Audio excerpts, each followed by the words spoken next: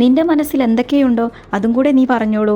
അത് കേട്ട് സിയ പറയുന്നു, നിങ്ങളെപ്പോലെ ഒരാളോട് എനിക്ക് ഇനി ഒന്നും സംസാരിക്കാനില്ല. അവൾ ദേഷ്യത്തോടെ അവിടെ നിന്ന് ഇറങ്ങി പോകുന്നു. പെട്ടെന്ന് അവൾ അവിടെ തലകറങ്ങി വീഴുന്നു. ഹീറോ ഓടി വന്ന് അവളെ താങ്ങി പിടിച്ച്, പെട്ടെന്ന് ആരെങ്കിലും ഒന്ന് ആംബുലൻസിനെ വിളിക്കൂ എന്ന് പറയുന്നു. അവളെ നോക്കിക്കൊണ്ട് പതുക്കെ പറയുന്നു, എന്നെ പേടിപ്പിക്കല്ലേ, എഴുന്നേൽക്ക്, നിനക്ക് കുഴപ്പമൊന്നുമില്ലല്ലോ എന്നെല്ലാം അവൻ ചോദിക്കുന്നുണ്ട്.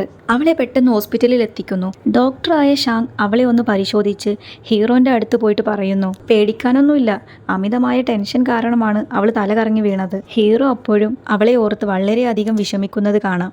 അവൻ ഷാങ്ങിൻ്റെ അടുത്ത് പറയുന്നു, അവൾ ബോധം കെട്ട് വീഴാൻ കാരണം ഞാനാണ്. ജോലിയിൽ നിന്ന് പിരിച്ചുവിട്ടത് അവളെ മാനസികമായി വളരെയധികം വിഷമിപ്പിച്ചു. ആ സ്ട്രെസ് കാരണമാണ് അവൾ വീണുപോയത്. അത് കേട്ട് ഷാങ് പറയുന്നു, നീ എന്തിനാണ് ഇങ്ങനെയൊക്കെ ചെയ്യുന്നത്?